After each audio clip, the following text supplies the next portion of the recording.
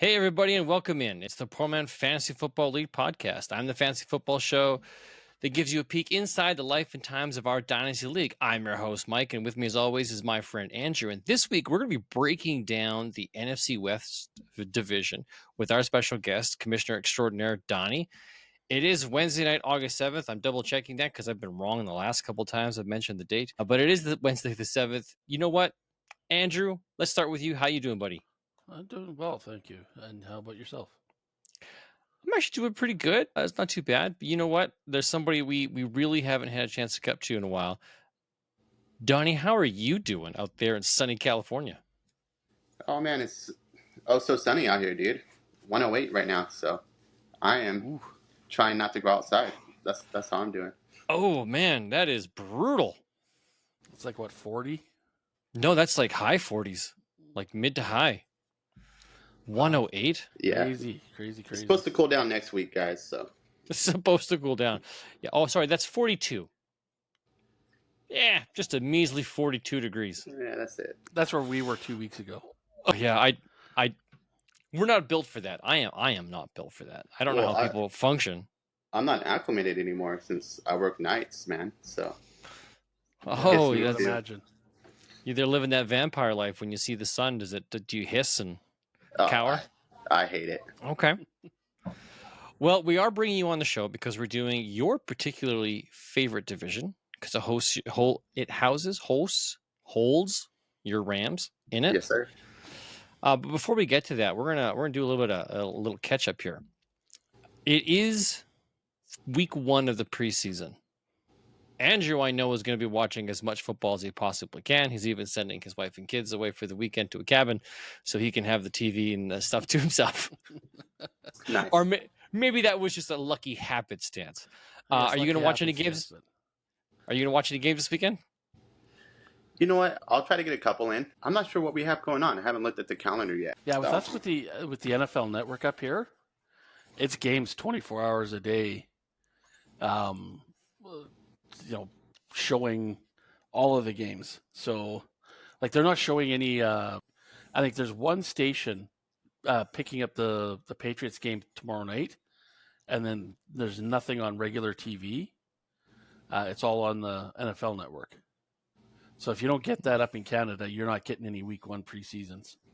Oh, okay. Well, there's streaming services. I'll for sure watch the Rams. I want to check out a couple of the guys, see if they play quorum, and then and see how those guys perform. You've picked them up in quite a few leagues, except for the one league where I sniped you. I know. It felt so good. I'm watching you pick these guys up in all these leagues, and I was like, hey, maybe I should do something here. That's the joys of sharing leagues, man, with different waiver times. Yeah, you see some trends. He's like, I'm just gonna bid this much because I think it's gonna pass him. Yeah, Worked out. Luckily, I followed suit when you did this with Puka. When you drafted Puka, or you started picking him up off of waiver wires, it's like, okay, you know what? Donnie's into something here. He's a local guy. That's his team. He's listening. I'll pick him up in a few places where I could. Hey, man, it was worth it. Yeah, no, for sure. I do not want to miss out on those opportunities again. Other news we got going on, Tyreek Hill restructured his contract. He didn't get any extra time. There is no change to the length of his contract. All he got was more money. What do you guys say to that? Like, why do you think they just gave him more money? Because he said he was going to. Well, there's that. There is that. But he had also said he was going to retire. So I think take the money or offer him the money to see if he'll stick around. Maybe. I thought that's just kind of a sweet deal just to get a cash bonus. How do you think it's going to impact other players, particularly CeeDee Lamb, who has now been reported as not reporting to practice when he's out there trying to seek a new deal and he's seeing other guys just get in the bag? Cowboys messed up on that one, man. They should have locked him up months ago. Yes. But I also think from the standpoint of you're your own player, right? Like, you can compare yourself, but don't expect the team to say you're as valuable as so-and-so or not as valuable as so-and-so, that type of thing. Just go out and prove it. I've always had a problem with the holdout stuff. But Lamb has proven it, man. he's a Agreed. solid player, dude. He should have got paid, especially when you see other guys getting paid. But you also know the owner that you're playing for is a nut bar, and he's going to do whatever he is going to do. He may turn around and still hand you a bag full of cash. He may hand you half the ownership of the team. Who knows what that nut bar is going to do? You make your bet. Like you signed on with that team. You knew what you were getting. It's the same thing with anybody that played with the Raiders and Al Davis. It was the same type of thing. He was just bonkers. And no one was going to tell him, you got to pay this guy this much money. No. I'll pay him what I think he's worth. So you got that right. He's bonkers, all right. So it'll be interesting to see if how this plays out. It's going to get ugly before it gets nice, I think is what's going to happen. Brandon Ayuk is in the same boat. There's been a flurry of conversation about him today, though. Trade rumors, Patriots are in, Patriots are out. The Cleveland Browns might be in. The Steelers might be in. Yeah, the Steelers, now they're saying, the last thing I heard was the Niners want one of the Steelers wide receivers and money. So it'll be interesting to see if they're willing to give up. Yeah, okay, so there's draft capital, has to be draft capital. They're not going to give up George Pickens. I don't think they're going to give up Roman Wilson. They already got rid of... Well, San Francisco wants a vet, too. They don't want a rookie coming in, and George Pickens is still... Like, if they had Deontay Johnson still, that would have been perfect. Yeah, that would have made sense. Yeah. Huh. But I think if they had still had Deontay Johnson, I don't think they would have been even in the conversation of Ayuk. Maybe. But the 49ers did give Ayuk permission to seek his own deals, to seek his own trade. So he can go talk to other teams and try to, persuade them to why they should pick him up and pay him all that money. I am actually not aware of that. I didn't think that happened. So that's kind of nice that he at least has his own opportunity to go shop himself around to see what he could score. What are your top 3 landing spots if Brandon Ayuk can land at a team? Either you could take it from the point of fantasy, what's beneficial to you as a fantasy manager, or for like real football. What are the top 3 teams you think he should go to if he had his choice? Oh, you got me on the spot there. I have to give this some thought. Andrew, do you have any off the top of your head? Hey, I got 2 right off the top of my head. Kansas City and Cincinnati. Hey, go there. Yeah, I don't think there's a chance he goes to Cincinnati, not with the T. Higgins, unless they just swap guys looking for contracts, right? I'll give you a T. Higgins, you give me a Brandon Ayuk, and then we'll sign these new guys, but they're both going to look for the same deals. But Kansas City, I don't know, man. Ooh. Another really scary place for him to go, for like a team that's kind of going to be on the up and coming and might be a contender in a few years, is ending up in Atlanta. Yeah, but I mean, who would they give up? I don't know. That's just. They could give up Mooney a draft pick. What about the Chargers? Give up Josh Palmer. Ooh. And Quentin Johnson. Give us some Quentin Johnson as a throw-in, as a bonus. Here, take this sack of potatoes. Yes, but you know what though? That would right off the bat, that would give them a shot at the Chiefs. That would really empower that. That would really empower that offense. That would be immediate impact. Justin Herbert's rocking it with nobody proven right now. Josh Palmer's the vet. Quentin Johnson's a bust. You got Lad McConkey, rookie. Bring it. Brandon Ayuk comes in, takes that number 1 wide receiver role, but Lad McConkey now has a chance to really work on the other side. I think that's not a bad landing spot. Or even Houston would be a scary place for him to go to. I don't think that could work. They've already got too many chickens, roosters in the hen. Yeah, if they're going to give up a guy or two, give up.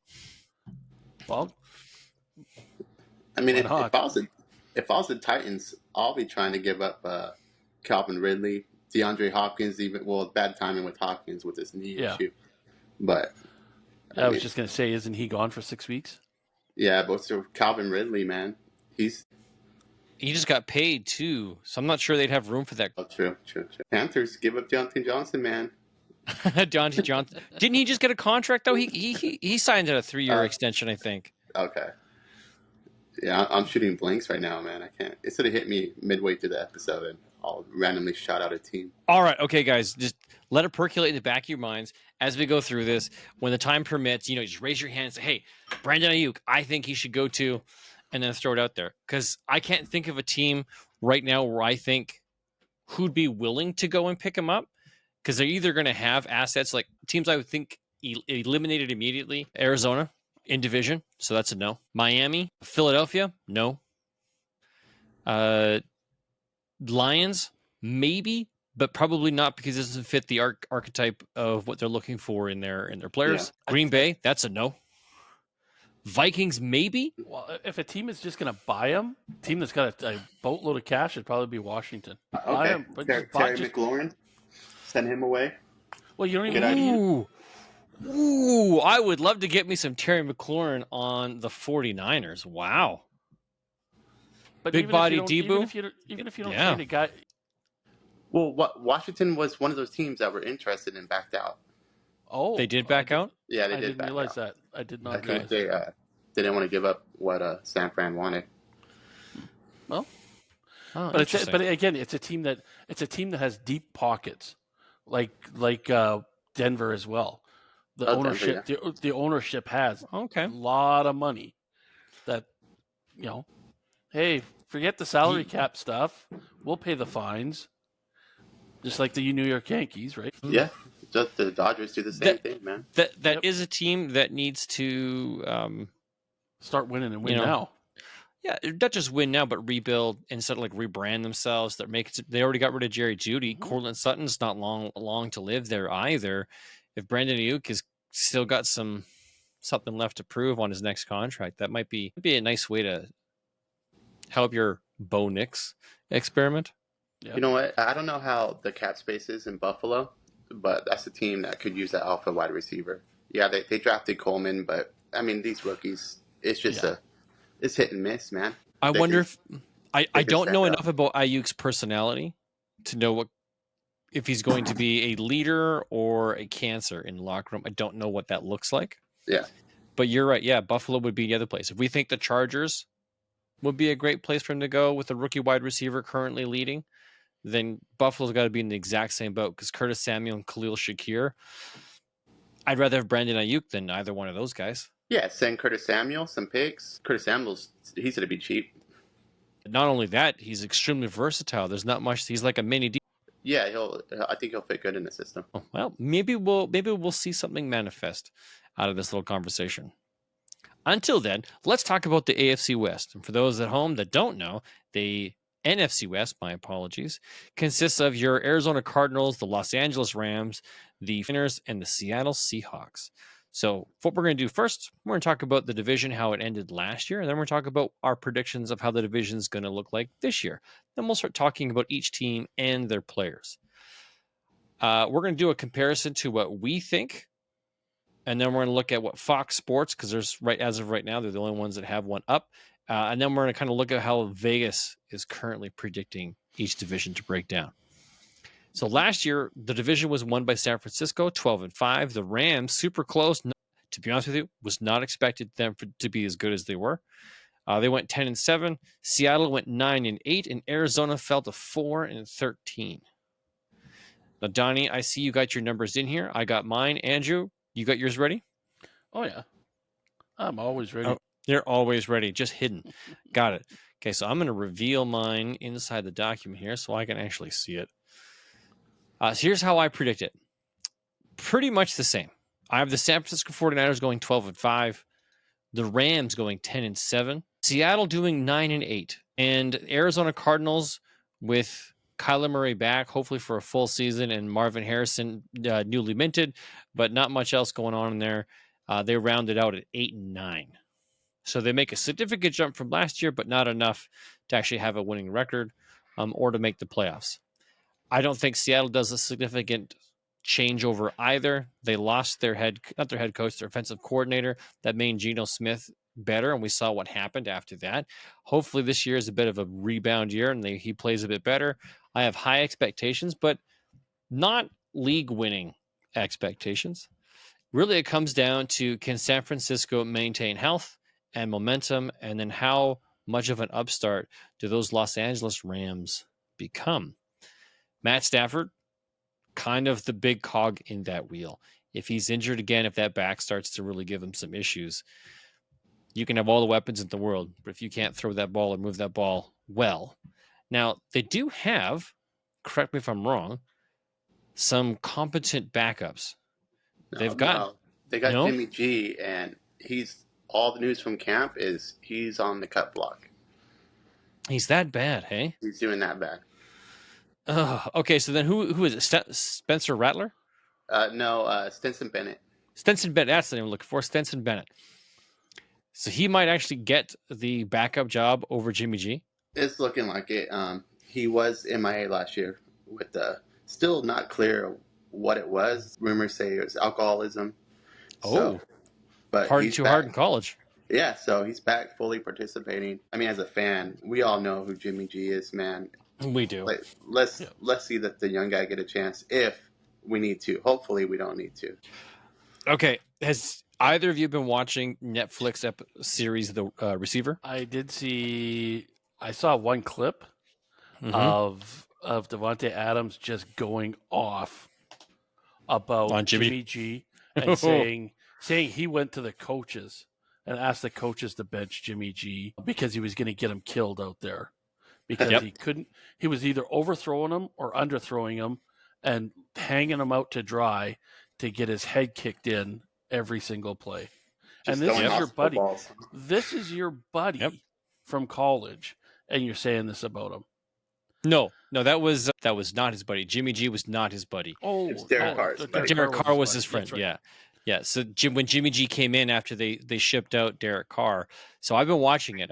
I'm halfway through episode 6. I was watching it just before we got on the show here, and Davante Adams campaigned to get rid of Jimmy G, and that says a lot. Like, hey man, like I don't like this guy. I don't like the way he plays football. I don't like him as a person. Get him gone, or I'm gone. Pick.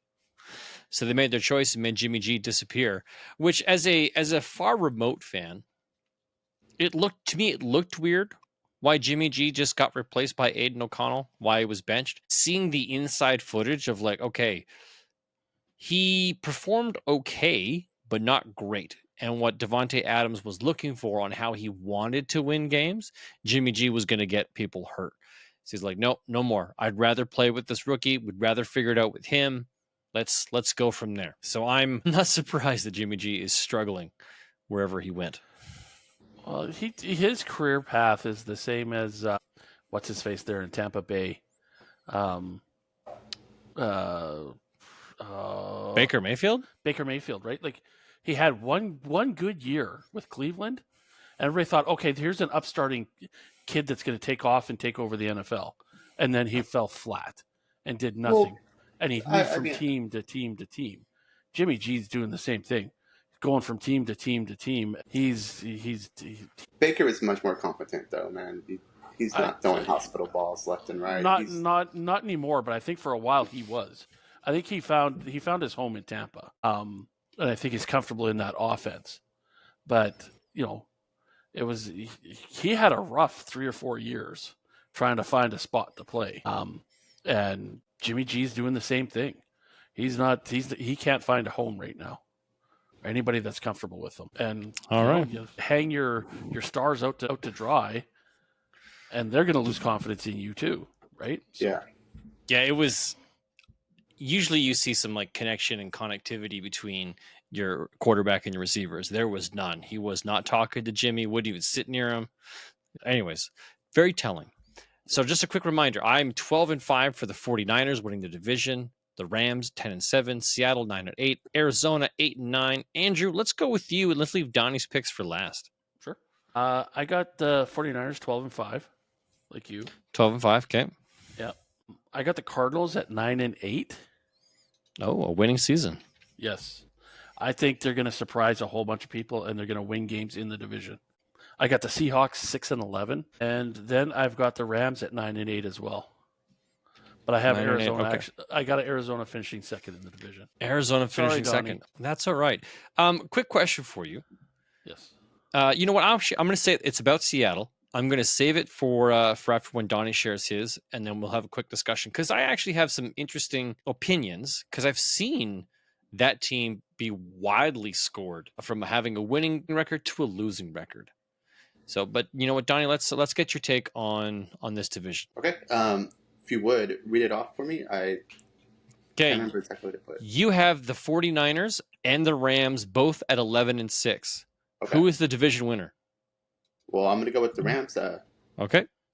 I mean, obviously, it's a homer pick, but I mean, it's a Super Bowl hangover for the 49ers. It's like right now, their team, dude, they're dealing with the Ayuk stuff. That's a distraction, man. You don't want that distraction. So, like, yeah, the Rams are dealing with injuries right now, but like they have 3 offensive linemen currently hurt, but and Puka, they're not serious. Puka's not. It's not a serious injury, and they don't play preseason anyways. So by the time it's go time, man, I think they'll be 100%. Puka will be back. The linemen will be back. We got so I think the Rams got a good shot with Nakua, Kupp, Stafford, and then defense. I mean, we lost Aaron Donald, so that's still to be a bit of a struggle, I think, trying to find their way. And they lost Morris, so it's a new defensive coordinator. But dude, okay. That offense can, if they're healthy, they can keep up with anybody. Now, they do have Kyron Williams. They did draft Blake Corum, which to me gives them an excellent 1-2 punch. How well is Cooper Kupp feeling? I haven't heard any news. Is he back to full strength? Because he struggled with some injuries last year. Yeah, as of right now, he's back at full strength. Okay, so if you've got a healthy Cooper Kupp, Puka Nakua on the field, Kyron Williams in the backfield with Blake Corum shorting him up, who's the tight end? So right now, it's going to be Parkinson, the guy they got from Seattle. Okay, that they paid some big money to? Kobe Parkinson? They paid him that money, and then behind him is Dennis Allen, and at least until Higbee won't be ready for at least a few weeks into the season. So maybe middle of the season we'd see him. Okay, so you're still rocking a decent offensive package in there. It is a tough division. I do expect the 49ers to be really tough to play Arizona. Now you have Seattle coming in at 9-8, just like me, and Arizona going 8-9. So relatively strong.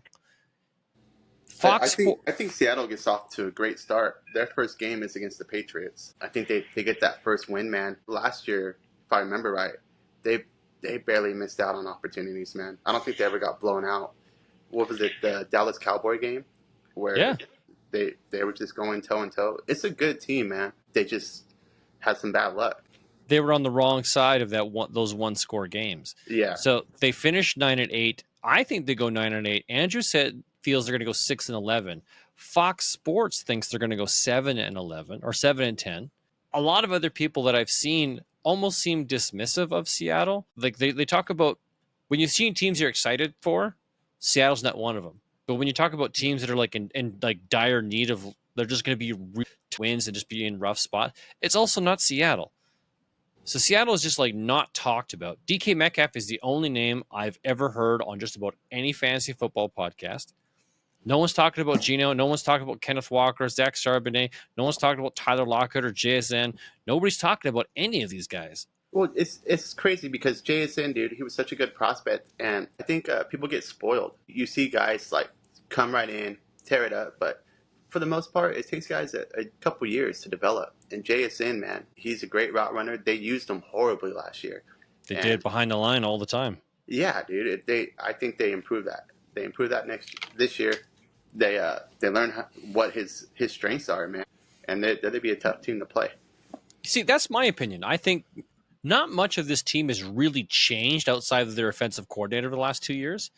So maybe this is them. Carroll's gone. He's okay. Head coach is gone as well. I think this team does kind of what it did last year, but differently. Right? How they got their wins last year is not going to be the same way they get their wins this year, and I think they'll be better. And I think there's going to be some serious diamonds in the rough, people that are you're forgetting about. But Andrew, you have them down at 6-11. What is your feel for Seattle this year? For the most part, it's the same team, just it's all a year older.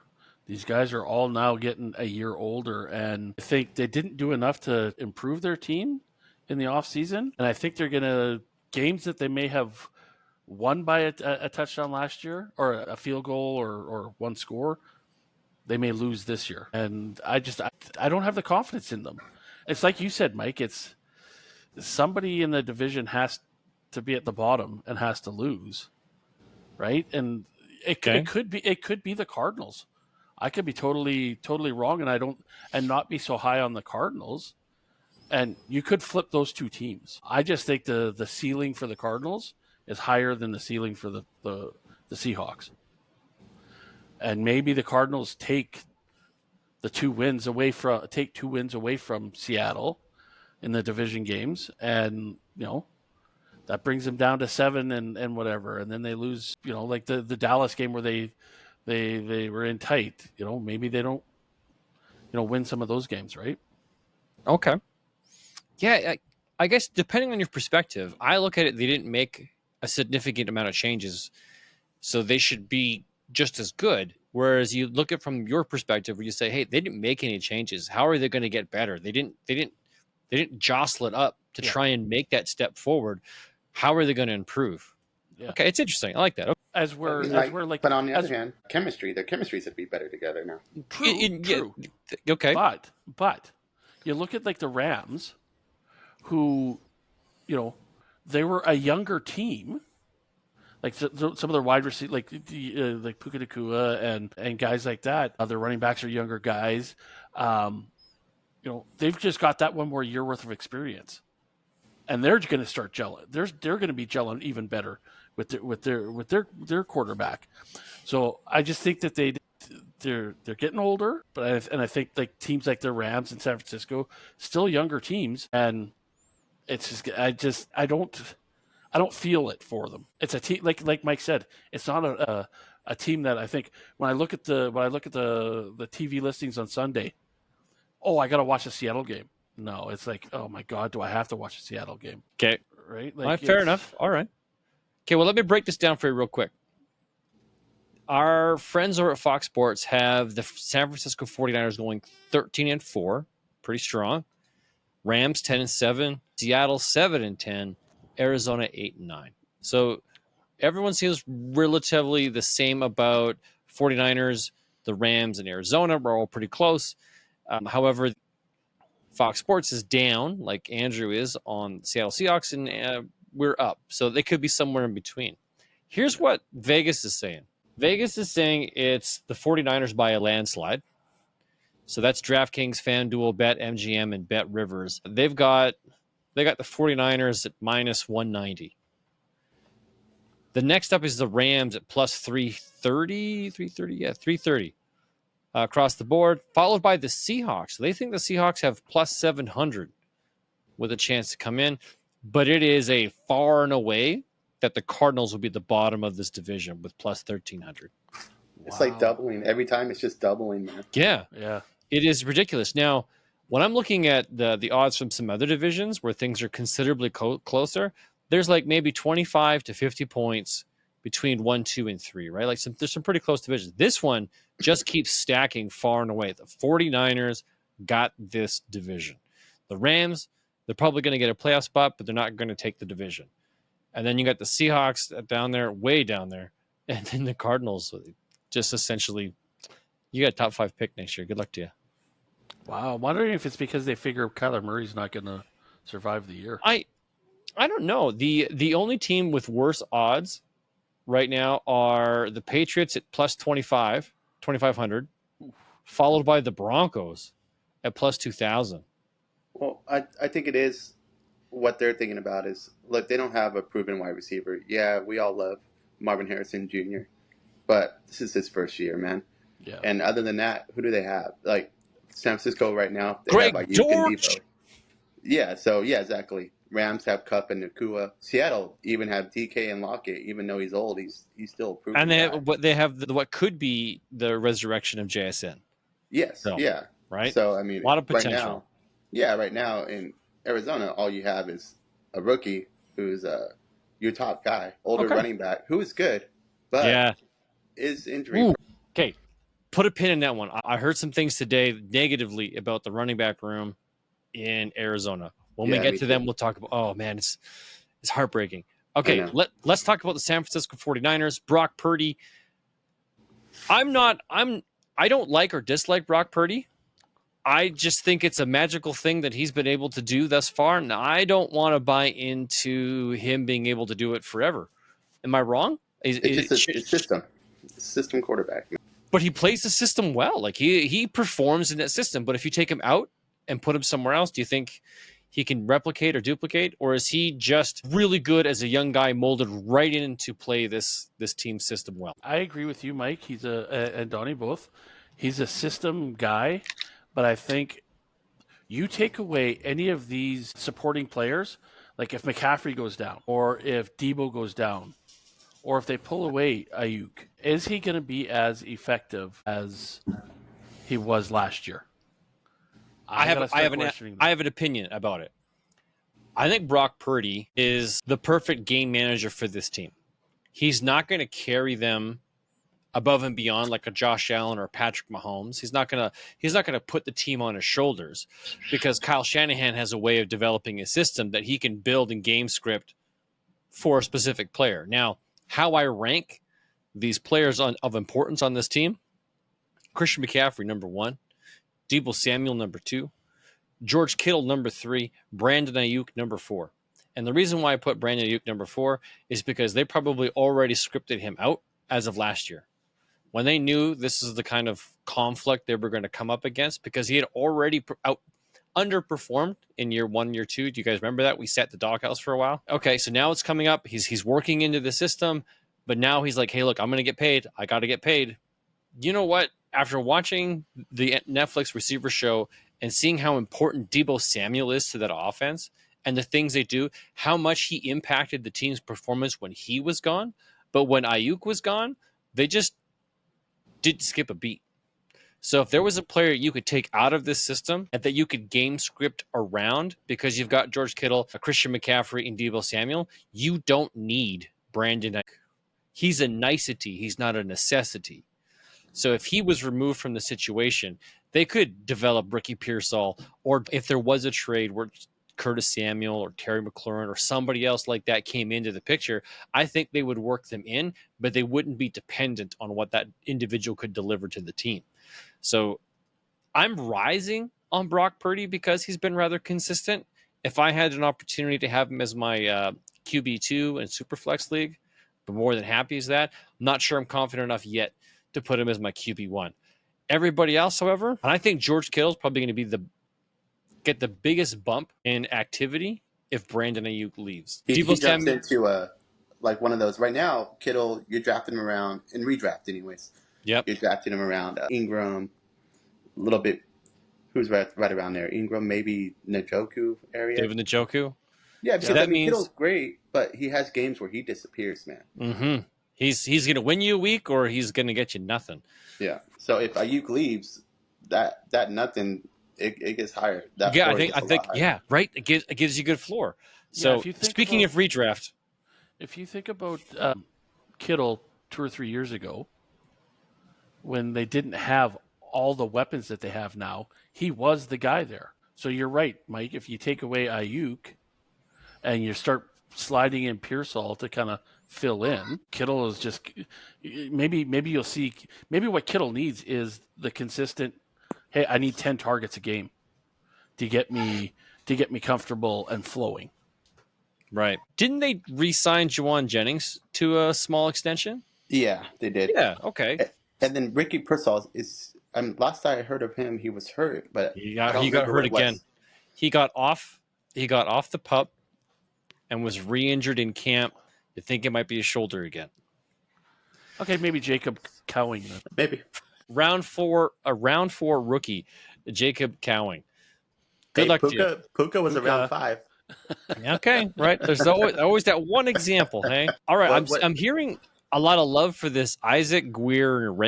Okay, the backup for CMC. Yeah, well, has he eclipsed Elijah Mitchell as the backup, or is it just good shot at it?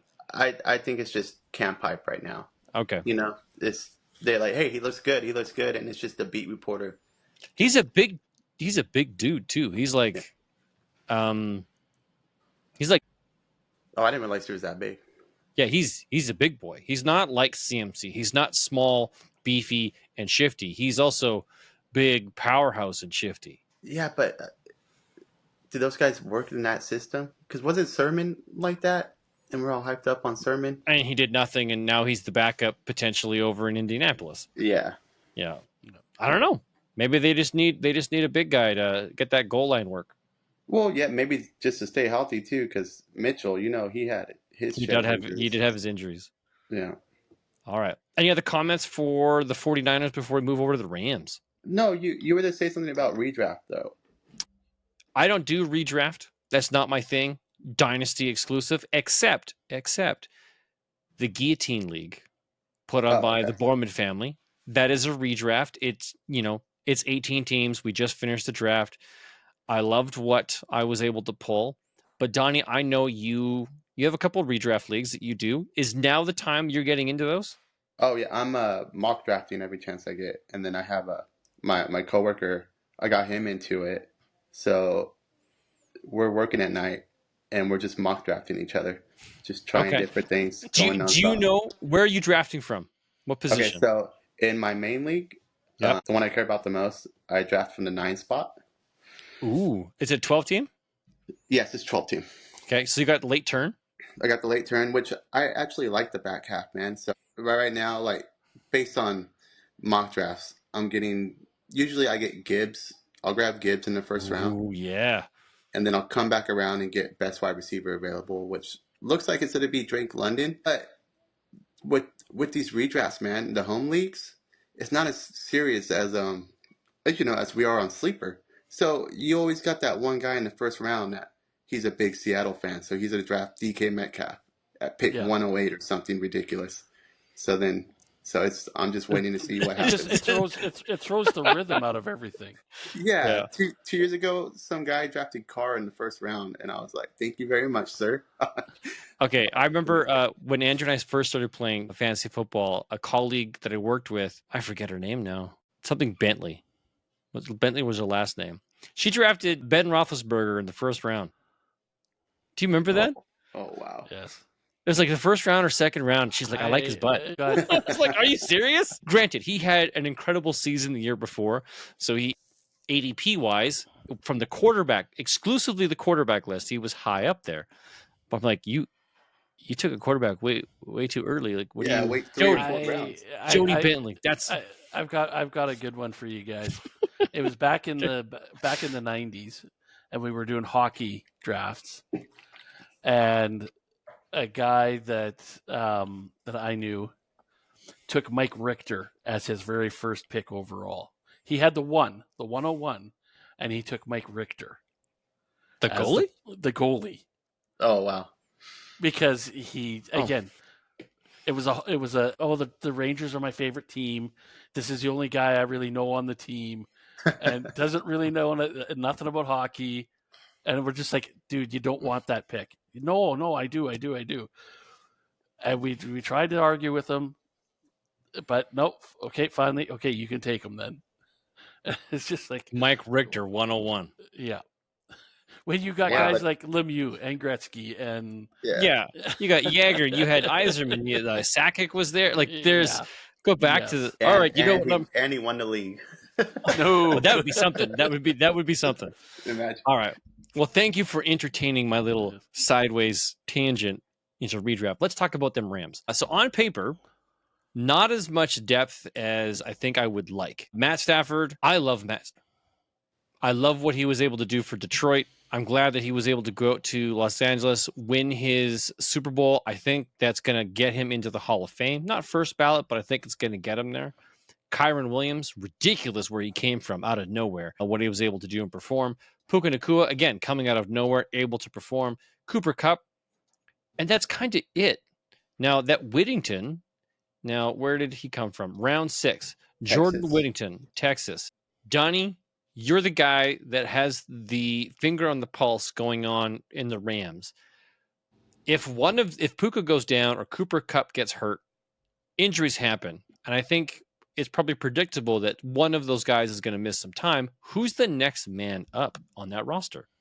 Well, I mean, it's going to be DeMarco Robinson first off, but the reason why I started adding Winnington is just he learned the playbook already. He's learning this. He's a smart guy. He's picking up on everything. And you hear stuff like the Buffalo Bills, Coleman.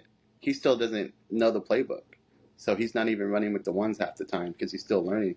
And the kid the Rams got, man, dude, he already picked it up. He knows where he's being in the right spots. Knows where he's supposed to be, and he's looking good out there while he's doing it. So and just from last year, the Rams aren't scared to throw a rookie out there. True. What they did with Puka Nacua, they're not one of those teams like, oh, you have to earn your spot. If you're good, if you know what to do, where to be, you'll be out there. So I got to go with the vet first off. I mean, even Tutu Atwell, but just don't sleep on that Winnington kid. He might be the next. You know what?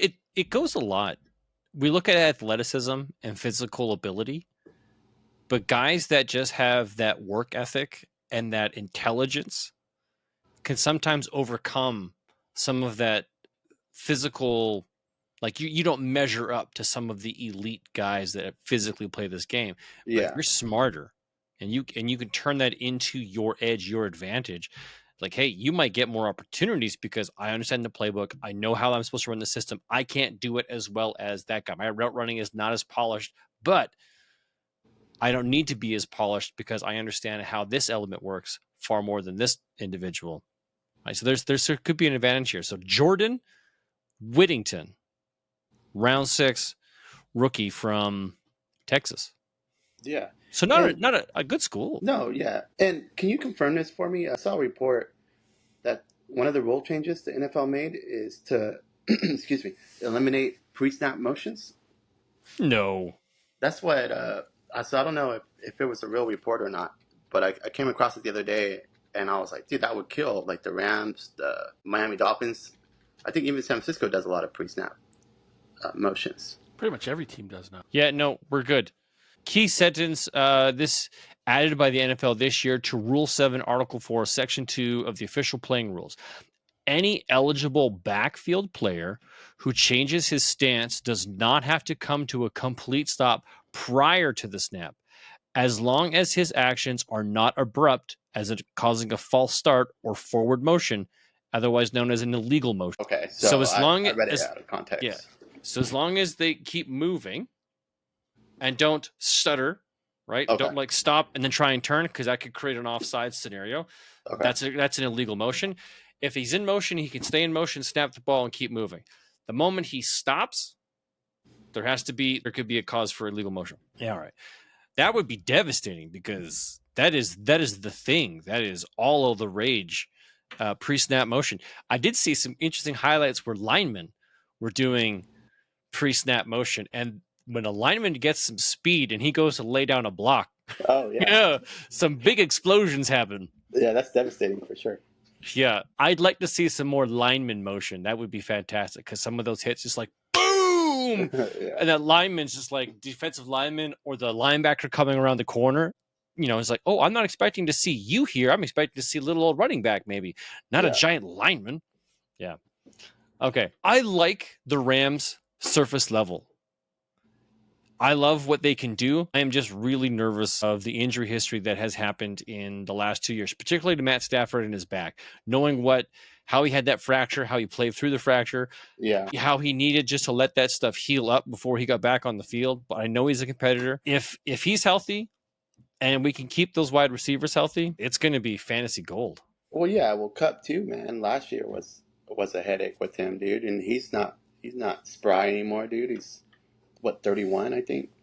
But Stafford, he did get his got a little more money added to his contract, so maybe that'll keep his back feeling better. It balances out his wallet in his back pocket. Yeah, exactly. Yeah, no, I don't have as much, and this is why I had them at 3rd in the division. I like the team, but again, like I'm not as high up on Stafford as you guys are. You know, again, the injuries. Cooper Kupp, again, is getting up there in age and some injuries. So I like the team. They're exciting to watch, but just not as high up on them as you guys are. Fair. Any magical comments, notes, insights, truths from either one of you for the Rams before we move on? Well, just the defense, man. It'd be. I'm just really interested to see how they play without Aaron Donald as their anchor. He was the defensive identity, Yeah. and he rallied everybody behind him. When he had a good game, everybody else stepped up their game. When he got a mediocre game, they played down a little bit. Well, so it'll be interesting to see how they gel and come together. Well, just his presence alone warranted 3 guys to keep an eye on him. You know what I mean? Yes. Yep. 2 linemen and the running back to make sure he doesn't crush your quarterback. So you're right. I'm telling you, pre-snap, lineman motion, Aaron Donald out of picture. I don't know. Okay, I don't know. That's when like the immovable object comes in contact with the unstoppable force. I think it would make for some great collisions. For sure. Yes. All right, let's talk Seattle Seahawks. Deep list of potential fantasy relevant players. Geno Smith starting quarterback. They do have Sam Howell as their backup. I did like how he just got to throw the ball nonstop in Washington. It didn't really pay off, unfortunately, but I do wish this kid success in the future. He was fun to watch for a little bit. Yeah, well, he's not having a good camp at all. Good off season. Ooh, really? Just inaccurate. That's all you hear out of Seattle camp is. Well, that's why he's the backup. He's really inaccurate. Okay, Kenneth Walker. I'm still happy. Honestly, I only have Kenneth Walker in 1 league, and he's my number 1, and I'm actually happy with that. He's sneaky good, man. People forget about him. He breaks off chunk plays. He does. He's like a mini Nick Chubb without the size. Yeah. Right? Just gets those big runs. Zach Charbonnet, I think, is a must-own handcuff. He's a quality running back, just not a quality starter. Yeah. DK Metcalf, I think, is going to be back in the top upper echelon of wide receivers this year. I think that's just my personal opinion. I really think DK Metcalf is going to get resurgence. Jackson Smith-Njigba, I don't want to throw a bunch of Michigan hate on him as a former Ohio State graduate, but I'm not sure that he is going to live up to the hype unless whoever the offensive coordinator this year gets it right with how to utilize him. Send him out there, man. Don't do this stupid 5 yards. Yeah, the guy needs to go deep. He needs to be downfield. So if you've got DK Metcalf, Smith-Njigba, and the ever overlooked Tyler Lockett. How old is he? 40 now? No, I think he's 30. I think he's 30. Oh, okay. 31 maybe. Again, he renegotiated his contract, made it more team friendly, stays with the team. I think he's just been Seattle to me has always had that one receiver that people need on their team but never use. Lockett is the smartest receiver I've ever watched. If that guy does not take a hit, he'll slide down, dude. Yeah, he doesn't get a lot of yards after the catch, but he's always available. He's always like downfield open. He just plays well. So I think those 3 should be great. I'm not so confident if this team knows how to use a tight end very well. So I'm not targeting or using Noah Fant at all. Yeah. Will Dissly had like a game or 2, but never consistent enough to have as a starting tight end. So I feel kind of bad for Noah Fant and what he could do and just won't, because I don't think this system historically has supported a tight end. And then they went and drafted tight end AJ Barner, former Michigan Wolverine, in round 4. I guess they need more blockers. Yeah, I'm more curious to see what offensive system they run this year compared to last year. Yeah, I have no idea about this new coach they got. What he ran. What's his like a cup of tea? Because Pete Carroll wanted to run the ball a lot. Yeah, that was his thing. So if this guy wants to pass more, dude, that's DK and JSN all day. Even Winkle Lockett in. Ryan Grubb. The Seahawks hired Ryan Grubb as offensive coordinator on February 13th, 2024, after 2 seasons at the University of Washington. So he produced Rome Odunze, has that pass heavy, unfortunately, he was a part of eliminating Michigan from going to the national championship with Quentin Johnson. He made Quentin Johnson a deal. Oh, okay. Okay. And then he made Rome Odunze a deal. So this is the offensive coordinator. Now, I don't know. This could Huskies quickly become one of the most prolific passing offenses in the country. Okay. So there you go. Like he's my DK Metcalf shares are going to go through the roof. Maybe he figures out how to use JSN, Tyler Lockett. Okay. All right, fingers crossed. Let's see if these guys can do something. All right, Arizona Cardinals. Kyler Murray. I think Kyler Murray's back. I think this is a quality quarterback. I think he's just on the cusp of the top 10. I don't think he's in the top 10, but I think he's right there on the cusp. That's my opinion. When you look at the rest of the roster, it is rough. It is absolutely rough. Outside of Marvin Harrison Jr., who hasn't even played an NFL snap yet, I don't even think he signed his rookie deal yet. So, that needs to get done. They drafted running back Trey Benson, which we'll talk about shortly, tight end Tip Riemann in round 3, and wide receiver Tajon Palmer in round 6. The rest of the roster is old man James Conner, who's still getting it done. Michael Wilson. Anybody remember him? Yeah, I held on to him last year in redraft leagues, hoping that he would do something. Yeah. And he didn't. Then they got Greg Dortch, who I think was highly undervalued. Who he had games when they utilized him, but then disappeared when, Hollywood was on the field. When when the other guys were healthy, they just moved away from Greg Dortch. But when they had to throw, Greg Dortch made stuff happen. His kick returning skills are really good too. Ooh, and now with the new kick return rule, maybe he'll actually have some relevance. Then they went and picked up and signed Jones. Jay Jones, he's a solid wide receiver. Just he's 2 years ago. 2 years ago, he was a solid wide receiver. He was nothing last year. Well, he was hurt all last year, right? He coming back from injury and then got hurt again. Yeah, so he was completely irrelevant. But 2 years ago, he was actually a force to be reckoned with. He was the Jaguars' Tyler Lockett, right? Long bombs, deep threat, ever consistent. Just okay, hey, this guy's going to get it done. And then had an injury-plagued season. Now he's gone, and I hope for the best. Now, answer me this. Tight end Trey McBride. Is the hype real? Are we really expecting him to be a top 5 tight end? Or is it's just the fantasy world is manufacturing this hope and belief? Dude, back half of the season last year, he was solid, man. And he has that rapport with Murray. I think he's going to be for sure 5-6 tight end, man, depending on what happens with Seattle. If Ayuk leaves, I think Kittle jumps him. But I could see him top 5 for sure. All right. Because he was the best wide receiver they had last year. Well, they had so many guys that were down and out throughout the year. It made sense. He was the only one healthy.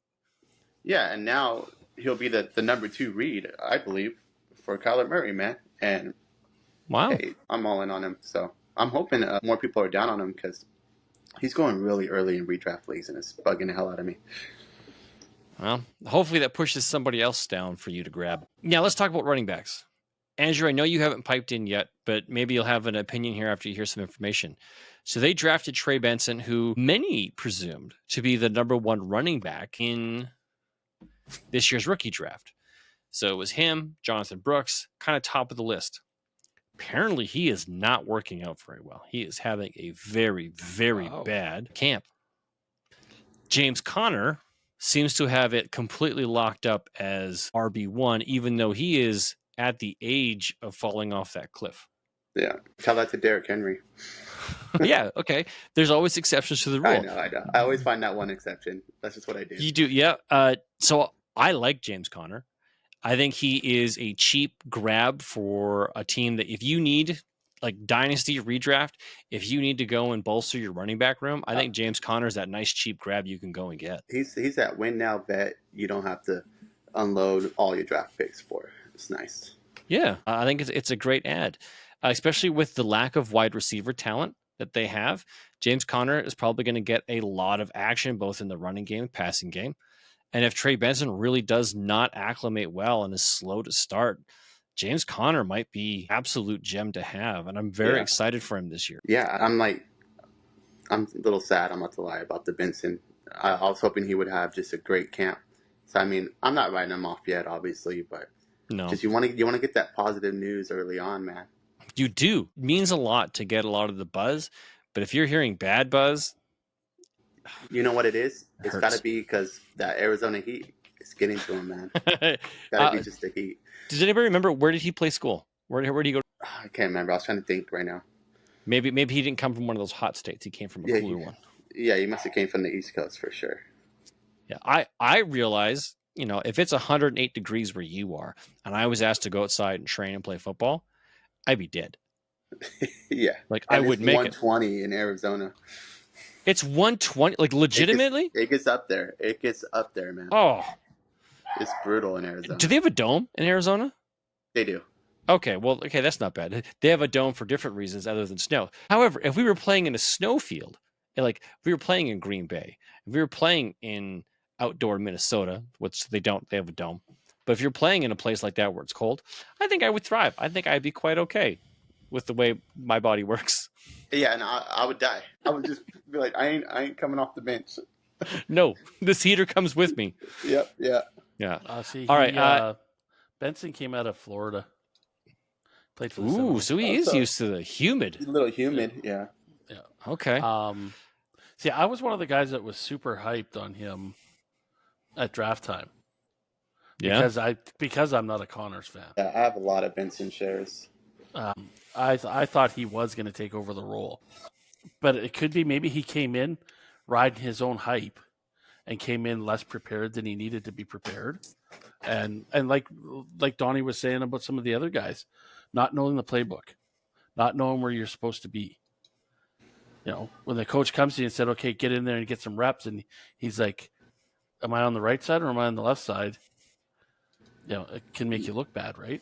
Oh yeah, and picking up the blitz. Yeah, Blocking, like you got to protect Kyler Murray, man. You don't want that guy to get hit. And that's exactly it. So maybe right. just a learning curve, man. Yep. All right, let's have a look at this real quick. Trey Benson was drafted with the 110 pick in our draft by Chervin. So he went at the end of the first. Yeah, second running back taken, right? Yeah, Jonathan Brooks was taken at the 108 by Bryce. So Jonathan Brooks was taken with my pick that I traded to Bryce. Trey Benson was taken with your pick that you traded to Chervin. And then somehow you traded back into the first round to get Andrew's first round pick to take Brian Thomas Jr. Yeah, I don't. I just like to work that magic sometimes. I just keep throwing out offers. Yeah, just keep making it happen. And then I love how you ended up drafting Troy Franklin. Oh, I love it. At the 205, a couple rounds ahead of where he was, naturally Supposed going. to go. Yeah. Yeah, dude. Yeah. Like, if you want to get your guy, you got to go for him, man, when you get the opportunity. Mm-hmm. Oh, that was a drunk Donnie pick. Pretty sure I was sober. Yeah, I don't think you were drinking that day, right? Oh, man. Good times looking back at that. All right. Well, we went through all of these rosters. Now it's time for us to pick our best divisional lineup. I'm going to go first because I already have my stuff in front of me. I see your stuff entered in here, Donnie. My quarterback out of this group, my options are Brock Purdy, Matt Stafford, Geno Smith, Kyler Murray. I'm going Kyler. Donnie, I see you also went Kyler. Yeah. Andrew, are we three-peating this one? Yeah. Kyler Murray. So we're all Kyler. Are we all also CMC as our running back? Is anybody going to dip into another pool here? I thought about dipping, but I had to stay true. Okay. All right. I went Puka Nacua. I'm not overly confident with this injury. It might just, do you think he's going to be back for week 1? Yeah, I think so. It's that gel. I can't remember what it's called. It's a weird name. Something sack. It's this little sack that's in between the bones to keep them from rubbing. But it's just a bruise on it. So they're just being extra cautious with them. Okay. I got Puka. Donnie, you've got Puka. Andrew, who you got? Same. You're Puka as well? Okay. So we're all Puka. I'm Trey McBride. Donnie, you're Trey McBride. Tight ends, are we all the same at tight ends, or did somebody go George Kittle? I went Kittle. Okay. That might actually be the right answer, especially if Ayuk is gone, Kittle might be utterly done. Yeah, This is our flex spot. This is usually where we see the biggest amount of variation. I went Kyron Williams. Donnie, you went Marvin Harrison Jr. I went for the stack. You went for that stack. Cooper, okay, before we get your answer, Andrew, guys that were in consideration for me, Cooper Kupp, because if Cooper Kupp is back, I think Puka and Cooper could be within the top 5. They could have that like 1-2 dynamic passing unreal. However, I went Kyron. Here's the thing. Your comment there is both of them being in the top 5. Yeah, more like top 10. Top 10. Historically, that it is possible. it is historically possible, but then you're kind of forgetting about the Tyreek Hills and the Jamar Chases, and there's other AJ Browns, AJ Browns, and they're going to fill in that top, even the top Wait, 10. Tyreek Hill, Jalen Waddle, they could be in there. You got Devontae Smith and AJ Brown, they could be in there. Heck, you have Deebo Samuel and Brandon Ayuk, they could be in there. Deebo Samuel was another good. Justin Jefferson's going to be by himself. Nobody's going to help Justin Jefferson. He's going to be there with him. Top 10. He is, but he's not going to have a second teammate with him. Well, and you're just talking about players. Oh, okay, right. You're right. I misspoke. What I really meant to say was I think Puka and Cooper could end up being two fantasy ones, right? Yeah, they could be fantasy relevant for this football. So Deebo Samuel, Kyron Williams. I did consider James Conner, DK Metcalf. See, I was back and forth on DK and Marvin Harrison. Yeah, that's what you were doing. So, there are some solid choices here for your flex play. Andrew, knowing all of those names, who did you go with? See, I was flipping between Deebo and Williams, and I settled on. Okay, so you went Kyron as well. Yeah. This division has some great flex options. Like, there's almost too much to choose from. We could be looking back at this at the end of the year and be completely wrong across the board, except for CMC. I think CMC is probably the only lock at his position. Puka could be replaced by Marvin Harrison Jr., by Deebo, by Cooper, by DK Metcalf. Trey McBride could be surpassed by Kittle. I don't think there's anybody else here that could take that spot. Kyron Williams, for that one stretch of games, he was on pace to match CMC, but didn't get a full season of it. Sure. So there should be some crazy sickness going on here. Well, then if Puka and Kupp have that top 5 season together, Stafford becomes the best quarterback. He would become the best quarterback, right? He dethrones Kyler Murray. Yeah. Kyler Murray just has that rushing upside, which is kind of the cheat code. Yeah. Wow, that's exciting. Well, Donnie, I appreciate you taking time out of your busy schedule to come be with us, as always. Yeah, pleasure. Your time is always precious. We enjoy it when you're here. Come back next week as we get together to do another divisional breakdown. We're done with the AFC. We're moving to the NFC. Bear with me as I look at my notes. We just finished the NFC West. Next week, we're going to be... Oh, where did that go? We're going to be doing the NFC South. That'll be fun. Looking at what what that particular division brings to us. It's going to be fun. It's all for the its and giggles of it all. Yeah, it's going to be a 30-minute episode. And very well could be. Could be very quick. That's it for this week. Thank you for joining us. Don't forget to find us and like us and share. Leave us a review. Follow us on Facebook, Twitter, TikTok, Poor Man Football, all one word. Remember, folks, if it's from one poor man to another, if it's not fun, it is not worth doing. Good night, everybody. Later, guys. Have a great week, everybody.